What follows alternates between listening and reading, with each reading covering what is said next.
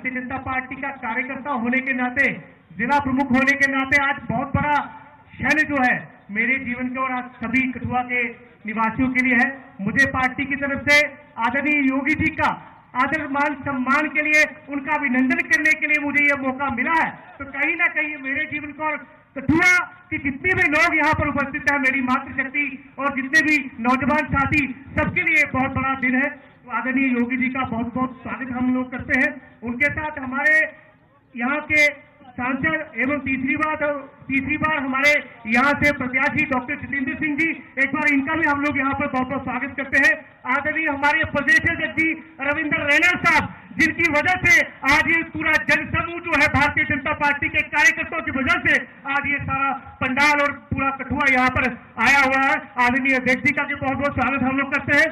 आदरणीय अशोक जी का और मंच पर जितने भी हमारे सभी बड़े नेतागण, आदरणीय डॉक्टर जितेंद्र सिंह साहब और यहाँ पर उपस्थित सभी कठुआ निवासी, यहाँ पर आए हुए मातृशक्ति नौजवान साथी, मैं देख रहा हूँ बड़ी संख्या में लोग इस क्षण का, इस पल का इंतजार कर रहे थे।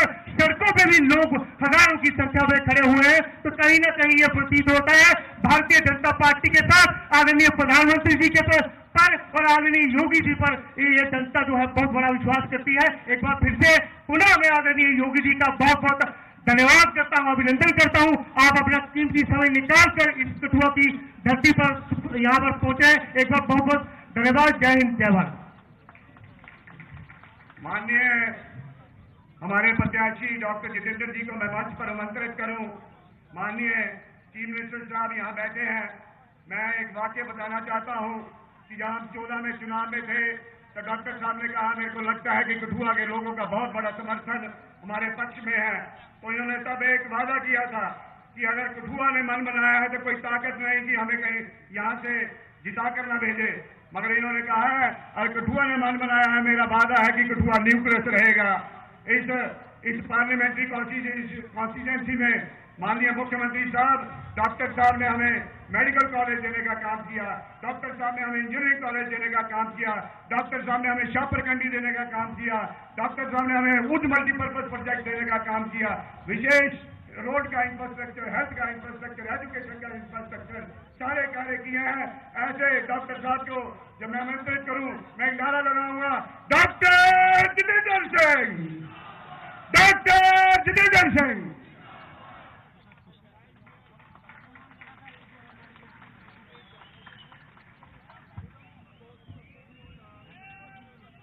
कठुआ की इस पावन धरती पर, शूरवीर शहीदों की बलिदान भूमि पर, श्यामा प्रसाद मुखर्जी, पंडित प्रेमनाथ डोगरा, ठाकुर बलदेव सिंह की कर्म भूमि पर, हिंदुस्तान के मकबूल तरीन नेता, देश के सबसे लोकप्रिय मुख्यमंत्री, भारतीय जनता पार्टी के शीर्ष नेतृत्व और हम सब के दिलों की धड़कन माननीय योगी आदित्यनाथ महाराज जी का मैं नमन करके, प्रणाम करके, सिर झुका करके स्वागत करता हूं। अपनी तरफ से, कठुआ वासियों की तरफ से बहुत बहुत अभिनंदन। महाराज जी, इससे पहले कि मैं कुछ और कहूं, मुझे आपके आगे व्यक्तिगत आभार प्रकट करना है। मैं जानता हूं आप बहुत व्यस्त हैं। उत्तर प्रदेश में भी पहले फेज का चुनाव है, आपका समय वहां भी मांगा जा रहा है। लेकिन इन सब कठुआ वासियों के आग्रह पर मेरे मात्र एक फोन कॉल करने पर आपने अपनी स्वीकृति दी। इसका आभार हम बड़े लंबे समय तक याद रखेंगे, हम ऋणी रहेंगे। महाराज जी, कठुआ की ये नगरी एक ऐतिहासिक नगरी है। कठुआ का इतिहास भारतीय जनता पार्टी, भारतीय जनसंघ और दूसरी ओर आजाद हिंदुस्तान के इतिहास के साथ ओतप्रोत है।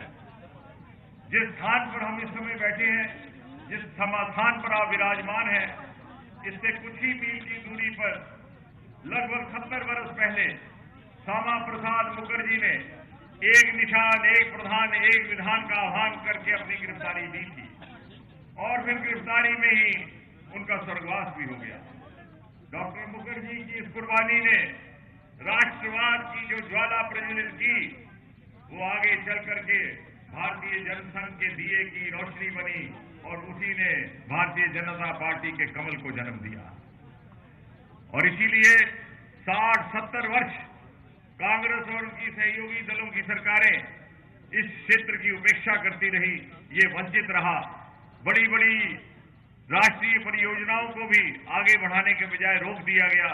उदाहरण के तौर पर हमारी राष्ट्रीय शाहपुर कंडी परियोजना थी सिंचाई की, जिसके द्वारा हमें अपने हिस्से का दरियाए रावी का पानी नसीब होना था, उसको भी रोक दिया गया।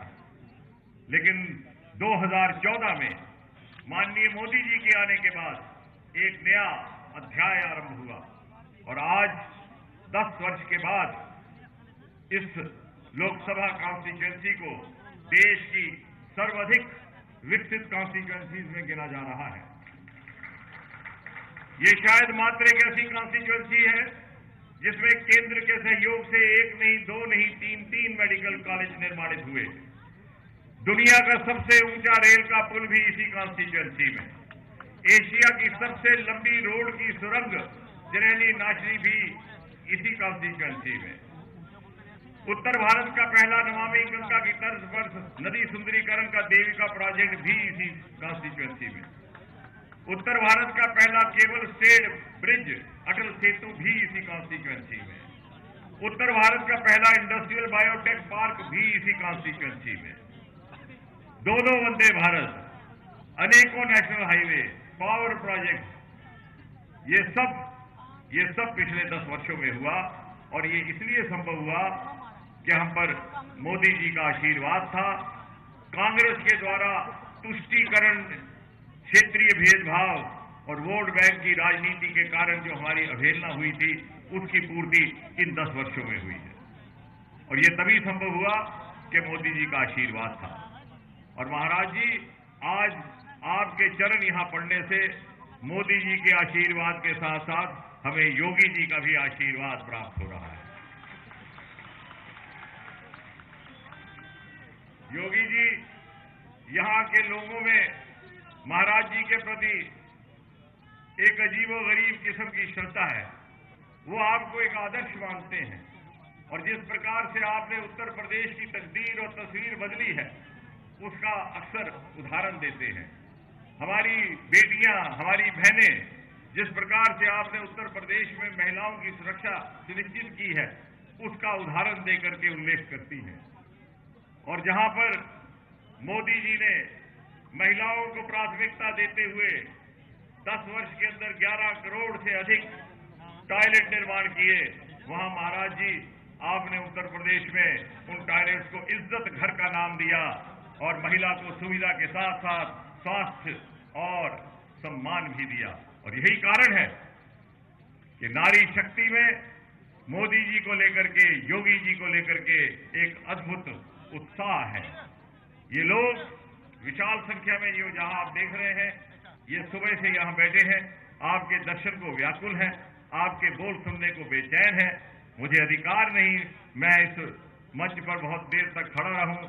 मैं पूरी विनम्रता के साथ, पूरे मान के साथ महाराज जी आपको आपके संबोधन के लिए सादर आमंत्रित करता हूं। हमारे इंतजार की घड़ी खत्म हुई। मैं निवेदन करूंगा माननीय योगी जी को जय श्री राम।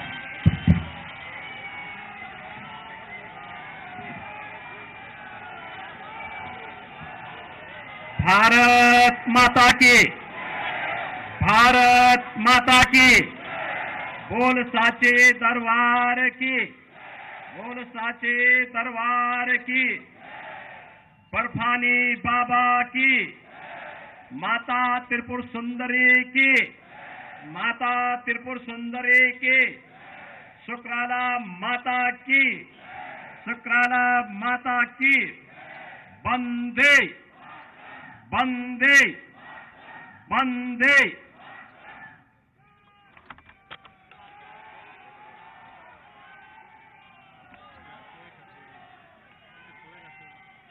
केंद्रीय मंत्री और देश की प्रतिष्ठित उधमपुर लोकसभा सीट से भारतीय जनता पार्टी के प्रत्याशी डॉक्टर जितेंद्र सिंह जी, भारतीय जनता पार्टी के प्रदेश के अध्यक्ष श्री रविंद्र रैना जी, पूर्व deputy CM doctor Nirmal Singh ji, Bharatiya Janata party के प्रदेश संगठन महामंत्री श्री अशोक कौल जी, प्रदेश महासचिव डॉक्टर डीके मनाल जी, प्रदेश प्रवक्ता श्री राजीव जसरोटिया जी, सुनील सेठी जी, जिला प्रभारी मुनीष शर्मा जी, जिलाध्यक्ष गोपाल महाजन जी, भारतीय जनता पार्टी के सभी पदाधिकारीगण, कठुआ से आए हुए मेरे सभी उपस्थित बहनों और भाइयों, आज इस पावन धरा को, जो हमारे सभी आराध्य देवों के साथ ही ऋषि मुनियों की साधना की पवित्र भूमि है, स्वतंत्रता संग्राम सेनानियों की भूमि है, एक भारत श्रेष्ठ भारत के लिए अपने आप को बलिदान करने वाले उन हुतात्माओं की भूमि है, स्वर्गीय बलदेव सिंह जी की भूमि है। इस धरा को नमन करते हुए मैं आप सबका हृदय से अभिनंदन करता हूं। बहनों और भाइयों, कल से ही वासंतिक नवरात्रि प्रारंभ हुई है। जगत जननी मां भगवती की उपासना का पर्व हमारा यह सनातन समाज वर्ष में 2 बार आदि शक्ति मां भगवती की उपासना करता है। याद करिए, ये शक्ति सृजन का अवसर होता है और ये 9 दिन हम सब सनातन धर्मावलंबियों के लिए उसी शक्ति को अर्चित करने का एक अवसर है। मैं इस अवसर पर यहां की इन पवित्र स्थलों को, माता त्रिपुर सुंदरी के पावन चरणों पर, यहां के शुक्राला माता के श्री चरणों में और माता वैष्णो के इस धाम को कोटि कोटि नमन करता हूं। महान स्वतंत्रता संग्राम सेनानी और महान योद्धा जनरल जोरावर सिंह को भी उनकी स्मृतियों को नमन करता हूं। बहनों और भाइयों,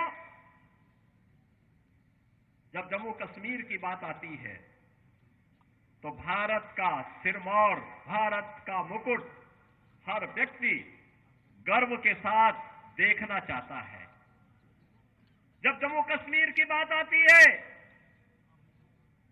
तो स्वतंत्र भारत के वे नारे एक बार फिर से गूंजते हुए दिखाई देते हैं कि जहां हुए बलिदान मुखर्जी, वह कश्मीर यही इन्हीं वादियों में नारे गूंजे थे।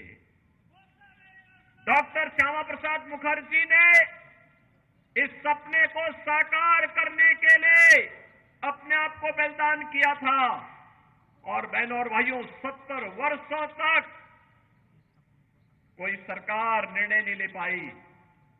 डॉक्टर जितेंद्र सिंह जी को आपने चुनाव जिता करके भेजा। मैं जानता हूं 2014 में हम दोनों साथ साथ सांसद थे और तब भी जब भी जम्मू कश्मीर की बात आती थी, बेझिझक एक सांसद के रूप में, एक मंत्री के रूप में बोलते थे कि मैं पहले वहां का नागरिक हूं, धारा 370 समाप्त होनी ही चाहिए और वहां का विकास होना ही चाहिए। और आज मैं बधाई देता हूं आप सबको और प्रधानमंत्री मोदी जी के प्रति आभार व्यक्त करता हूं, गृह मंत्री अमित शाह जी के प्रति आभार व्यक्त करता हूं, जिन्होंने आतंकवाद की इस जड़ को सदैव के लिए समाप्त करके आज कश्मीर में यह साबित कर दिया है कि दिल्ली का लाल किला हो या श्रीनगर का लाल चौक, चारों ओर उत्साह है, उमंग है, क्योंकि यह क्षेत्र आज विकास की मुख्य धारा के साथ जुड़ा हुआ है। बहनों और भाइयों, जो विकास है आज आप देख रहे होंगे, 4 लेन और 6 लेन की एक्सप्रेसवे, मेडिकल कॉलेजेस का संचालन, इंजीनियरिंग कॉलेज, यहां पर सिंचाई की सुविधा, हर घर नल की योजनाएं, ये सब हो ही रही है। लेकिन सबसे बड़ी बात ये, पूछिए इन लोगों से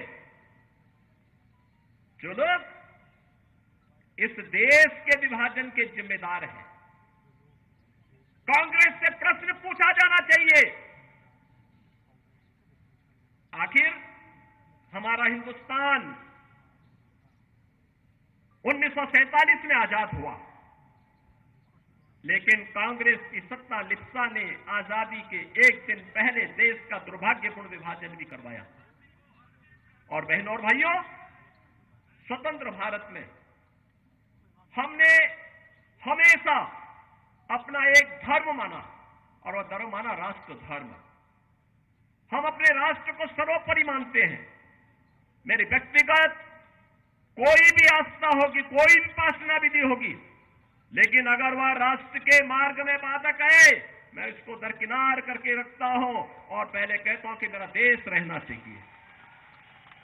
मेरे लिए मेरे देश की स्वतंत्रता, मेरे देश की संप्रभुता और इसकी अखंडता सर्वोपरि रखती है। और इसीलिए आज न केवल भारत एक ग्लोबल पावर के रूप में आगे बढ़ रहा है, अपितु बहनों और भाइयों, आप देख रहे होंगे अन्य दिनों में तो आप छोड़िए, भारत सरकार के साइंस एंड टेक्नोलॉजी के मंत्री भी डॉक्टर जितेंद्र सिंह जी हैं, प्रधानमंत्री कार्यालय के मंत्री भी डॉक्टर जितेंद्र सिंह जी हैं।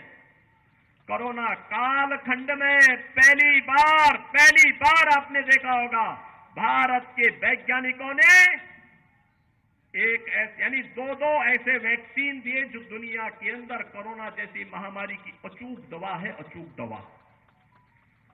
आपने देखा होगा सबसे प्रभावी वैक्सीन भारत ने दी, फ्री में वैक्सीन,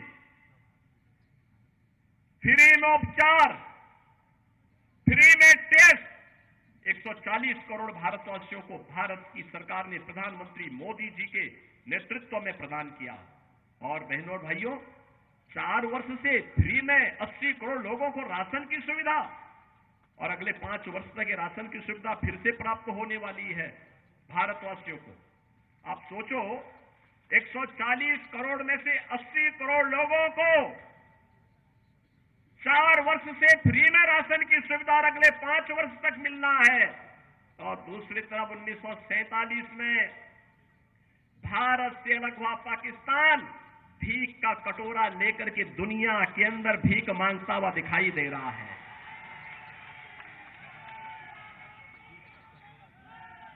आज आप देख रहे होंगे बदलते हुए भारत को। ये जो नया भारत है, बहनों और भाइयों, इस नए भारत को आज आप देख रहे होंगे, एक भारत श्रेष्ठ भारत। इस भारत में भारत के 140 करोड़ लोगों का सम्मान भी है। दुनिया के अंदर आज भारतवासी कहीं भी जाता है, लोग बड़े सम्मान के साथ उसकी ओर देखते हैं। आज भारतवासी दुनिया के अंदर सम्मान प्राप्त कर रहा है। आज सीमाएं भी सुरक्षित हुई हैं। ऐसा नहीं कि अब कोई पाकिस्तान का व्यक्ति, कोई घुसपैठ करके हमारी सुरक्षा में सेंध लगाएगा, नहीं लगा सकता। अगर कहीं एक पटाखा भी फूट जाए ना, तो पाकिस्तान अब सफाई देता कि नहीं, मेरा इसमें हाथ नहीं है, क्योंकि उसे मालूम है अगर कुछ हो गया तो फिर उसको लेने के देने पड़ेंगे। और बहनों भाइयों, जब एक मजबूत सरकार होती है तो ऐसे होता है। सुरक्षा की पुख्ता व्यवस्था, कश्मीर में धारा 370 समाप्त करके यहां के आतंकवाद की समस्या का समाधान, देश के अंदर नक्सलवाद की समस्या का भी समाधान हो गया। सुरक्षा की बेहतर बेहतर स्थिति है। इंफ्रास्ट्रक्चर, अत्याधुनिक इंफ्रास्ट्रक्चर आप देख रहे होंगे, कई highway, railway, metro, rapid rail, IIT, IIM, medical college, AIIMS जैसी सौगात आज देश को प्राप्त हो रही है। साइंस एंड टेक्नोलॉजी के नए नए केंद्र बन रहे हैं, अत्याधुनिक इंफ्रास्ट्रक्चर विकसित हो रहा है, बेहतरीन माहौल में भारत आगे की ओर बढ़ रहा है। और यही नहीं, इन सब स्थितियों को ध्यान में रखने के साथ ही गरीब कल्याणकारी योजनाओं की कोई सानी नहीं। आप देखते होंगे, न केवल जम्मू कश्मीर में, पूरे भारत के अंदर भी आप देखते होंगे 80 करोड़ लोग फ्री में राशन की सुविधा का लाभ प्राप्त कर रहे हैं। 60 करोड़ लोग आयुष्मान भारत में 5 लाख रुपए की स्वास्थ्य बीमा का कवर प्राप्त कर रहे हैं। 50 करोड़ लोगों को जनधन के अकाउंट खोले गए। 12 करोड़ अन्नदाता किसान प्रधानमंत्री किसान सम्मान निधि का लाभ प्राप्त कर रहा है। 12 करोड़ गरीबों के घर में शौचालय बने हैं। 10 करोड़ परिवारों को फ्री में उज्ज्वला योजना के सिलेंडर के कनेक्शन प्राप्त हुए हैं। बहनों और भाइयों, 4 करोड़ गरीबों के लिए प्रधानमंत्री आवास योजना भी बने हैं और 2.5 करोड़ घरों तक पहली बार बिजली पहुंचाने का काम भी हुआ है। इस प्रकार के अनगिनत गरीब कल्याणकारी योजनाओं का लाभ आज पिछले 10 वर्ष में उस कैबिनेट ने और उस सरकार ने किए हैं, जिसका नेतृत्व मोदी जी कर रहे हैं और आपके सांसद उस सरकार के अभिन्न हिस्से हैं। डॉक्टर जितेंद्र सिंह जी उस सरकार के हिस्से हैं। वह सरकार आज गरीब कल्याण का कार्य भी कर रही है।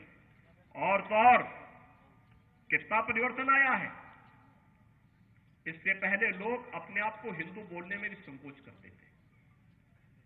और बहनों और भाइयों, अयोध्या का नाम लेने पे तो लोग डरते थे।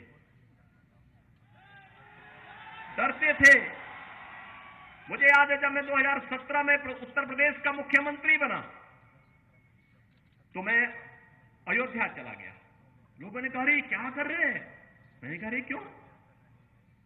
कहा कि अयोध्या जाने से आपको मालूम है तो कुछ लोग नाराज हो जाएंगे। मैंने कहा, कुछ लोग नाराज हो जाएंगे तो क्या मैं अपनी आस्था के साथ और जन आस्था के साथ खिलवाड़ कर दूं क्या? ये वोट बैंक के लिए नहीं हो सकता है। हमने कहा, अयोध्या में भव्य दीपोत्सव के आयोजन की तैयारी करो। और बहनों और भाइयों, अच्छी सरकार बनती है तो 500 वर्षों का इंतजार भी समाप्त हो जाता है।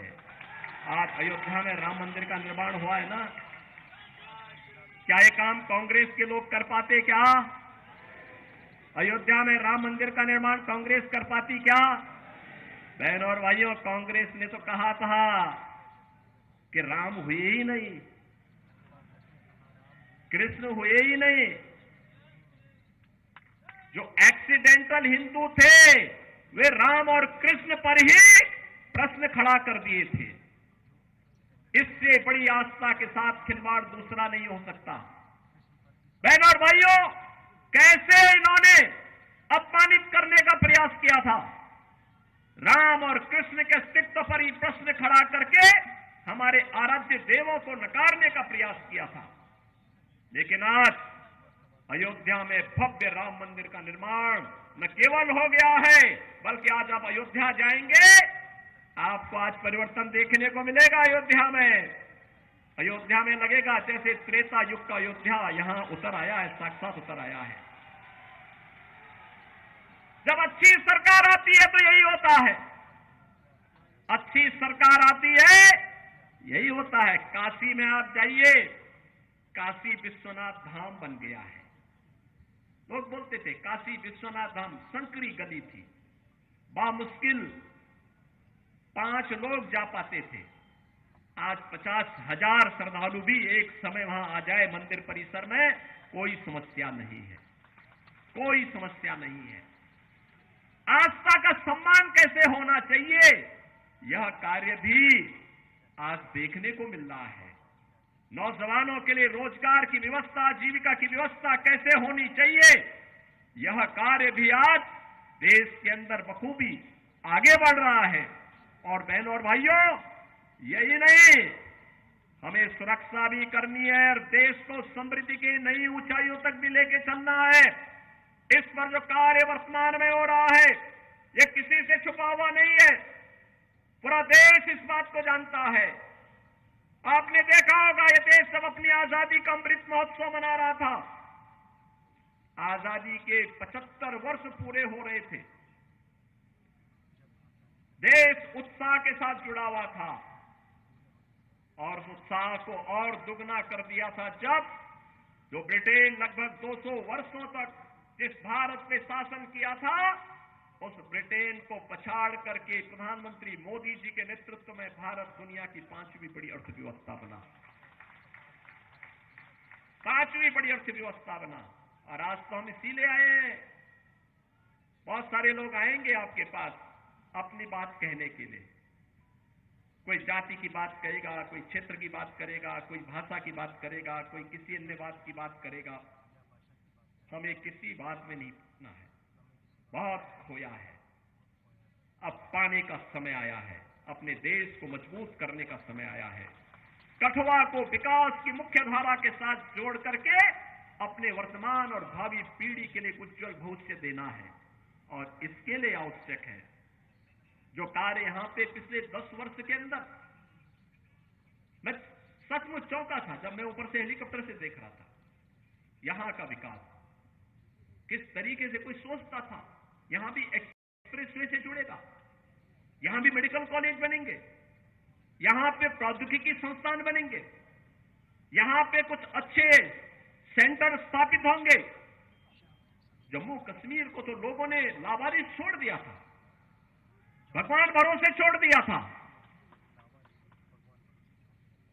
देश को इन्होंने किस प्रकार का व्यवहार देश के साथ किया था।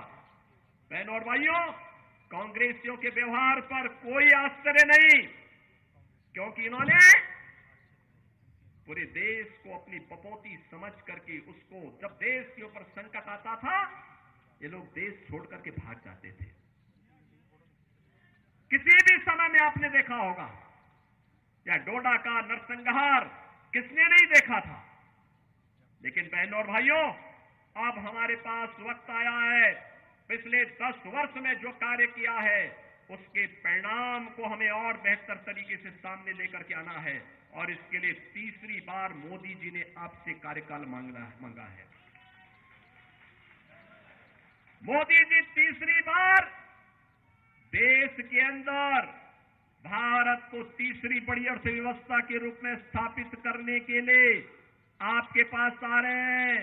और इसके लिए मोदी जी के प्रतिनिधि के रूप में आपके लोकप्रिय सांसद और केंद्रीय मंत्री डॉक्टर जितेंद्र सिंह जी तीसरी बार आपका आशीर्वाद प्राप्त करने के लिए आपके पास आए हैं। बहनों और भाइयों, अपनी सहजता, अपनी सरलता, अपने व्यवहार कुशल से न केवल उन्होंने देश के अंदर, बल्कि जो भी दायित्व उन्हें भारत सरकार ने सौंपा है, पार्टी ने सौंपा है, उसका बखूबी निर्वहन करने की जिम्मेदारी उन्होंने जिस तत्परता और जिस प्रतिबद्धता के साथ किया है, वो अद्भुत है, अभिनंदनीय है। और इसके लिए मैं आपको बधाई देता हूं, क्योंकि प्रतिनिधि आपने चुना। उनके साथ संसद में हम लोग जब 2014 में साथ सांसद थे, तब भी मैं देखता था बहुत ही सहजता, सरलता के साथ किसी भी बड़ी से बड़ी समस्या का समाधान कैसे होना चाहिए, इसके लिए वह उस समस्या के समाधान पर विश्वास करते थे। बहनों और भाइयों, आज मैं आपसे ही कहने के लिए आया हूं, आज देश आज जिस नए युग में प्रवेश किया है, जिस नए भारत का हम दर्शन कर रहे हैं, यह सच है मोदी जी का नेतृत्व है, मोदी जी को इसका श्रेय जाता है। नए भारत के शिल्पी के रूप में मोदी जी का हर व्यक्ति सम्मान करता है। लेकिन बहनों और भाइयों, मोदी जी के साथ साथ आपको भी इसका श्रेय जाता है, क्योंकि मोदी जी को एक वोट देकर के आपने मोदी जी को देश की सत्ता सौंपी, देश की बागडोर सौंपी। मोदी जी को देश की बागडोर सौंपी है, तो परिणाम आज आपके सामने है। अयोध्या में राम मंदिर भी बन रहा है, भारत दुनिया की बड़ी ताकत भी बन रहा है, सुरक्षा का बेहतर वातावरण भी बन रहा है, विकास के बड़े बड़े कार्य भी हो रहे हैं, गरीब कल्याणकारी योजना भी प्रभावी ढंग से आगे बढ़ रही है। अगर जनता जनार्दन वोट ही न देती, क्या हम उत्तर प्रदेश देश के सबसे बड़े राज्य को संभाल पाते? क्या जो जम्मू कश्मीर की स्थिति थी, यहां पर पाकिस्तान प्रस्त आतंकवादी किस तरीके से तबाही मचाए हुए थे, लेकिन उत्तर प्रदेश के अंदर तो सत्ता के संरक्षण में जिस प्रकार की अराजकता थी, हर दूसरे दिन दंगा होता था, कर्फ्यू लगता था, महीनों महीनों कर्फ्यू रहता था।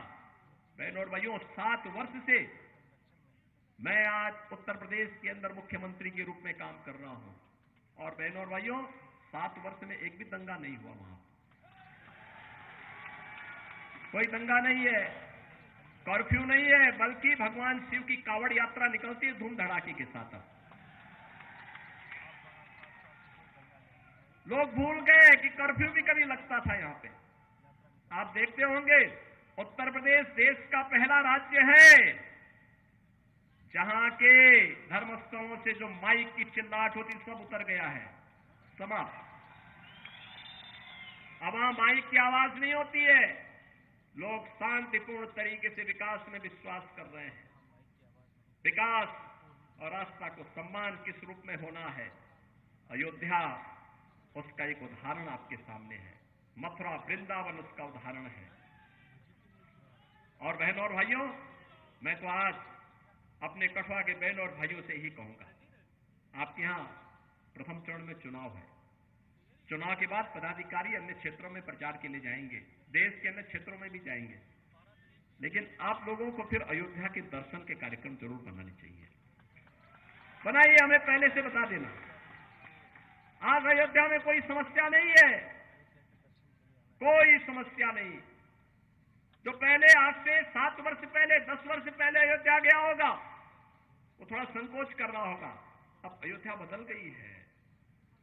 जैसे कठुआ में 6 लेन के एक्सप्रेस वे आ रही है ना, ऐसे अयोध्या के अंदर भी हम लोगों ने ऐसे एक्सप्रेस वे बना दी है।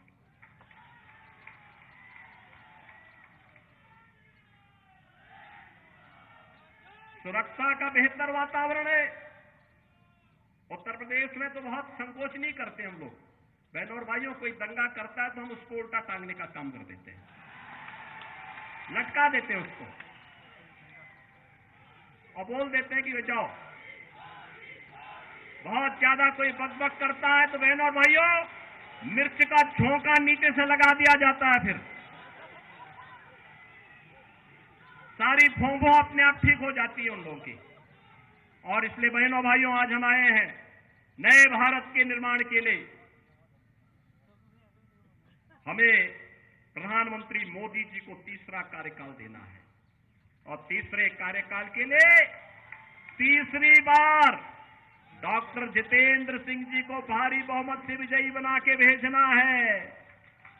उधमपुर में फिर से तीसरी बार कमल खिलाना है। आप सब सहमत हैं ना? सभी लोग सहमत हैं? माताएं बहनें भी सब लोग अपना आशीर्वाद दीजिए। लोकतंत्र तो आपका है, लोकतंत्र के जनार्दन आप ही हैं, और लोकतंत्र में तीसरी बार आपको उन्हें फिर से भारी बहुमत से विजयी बनाना है। और यह अवसर आपके लिए होगा कि उन्होंने 10 वर्ष में जिस निष्ठा के साथ काम किया है। चुनाव एक अवसर होता है 5 वर्ष में अपने जनप्रतिनिधि की सेवा के प्रति कृतज्ञता ज्ञापित करने का, कि उन्होंने कार्य किया है व्यक्तिगत राग द्वेष से ऊपर उठ करके, व्यक्तिगत राग द्वेष से ऊपर उठ करके मूल्य और सिद्धांतों के लिए राष्ट्र धर्म का निर्वाह करते हुए हम लोग कार्य करेंगे। और इस दृष्टि से उन्होंने जिस निष्ठा के साथ काम किया, निसंदेह अभिनंदनीय है, स्वागत योग्य है। और इसलिए आज मुझे स्वयं उत्तर प्रदेश से यहां आना पड़ रहा है, आपके पास आना पड़ा, आपसे अपील करने के लिए आया हूं। मैं आप सबसे यही अपील करने के लिए आया हूं कि उन्होंने जिस मजबूती के साथ काम किया, उसको ध्यान में रखते हुए भारी बहुमत से उन्हें विजयी बना करके एक बार फिर से यहां पर कमल के फूल को खिलाने की कार्रवाई आप फिर से करिए। और जो आवाज देश की है, एक ही आवाज पूरे देश के अंदर गूंज रही है। मैं भी महाराष्ट्र गया था परसों, उसके एक दिन पहले मैं राजस्थान में था। उत्तर प्रदेश में तो 80 लोकसभा सीट अकेले उत्तर प्रदेश में है, और हर ओर एक ही आवाज है। वो आवाज है कि फिर एक बार मोदी सरकार का, और अब की बार 400 पार। 400 पार के लिए सहमत है ना? देखो, डॉक्टर जितेंद्र सिंह जी चुनाव जीतेंगे, किसी को संदेह नहीं, लेकिन चुनाव में बढ़त इतनी होनी चाहिए कि उनको भी यहां की शेष परियोजनाओं के लिए उतनी ही ताकत मिल सके। जनप्रतिनिधि ये कहता है ना, बाद में सांसद ये कहता है कि भाई देखो, जनता ने एक बड़ी जिम्मेदारी दी है, अब तो इस कार्य को मुझे यहां कराना ही कराना है, और उस कार्य के लिए बढ़त इतनी आप दीजिए। आप सब करेंगे? सहमत हैं? सभी लोग सहमत हैं? सभी लोग सहमत हैं? तो मेरे साथ फिर बोलेंगे, भारत माता की, भारत माता की, भारत माता की, वंदे वंदे वंदे। रघुनंदन जी सबका धन्यवाद करेंगे। रघुनंदन जी।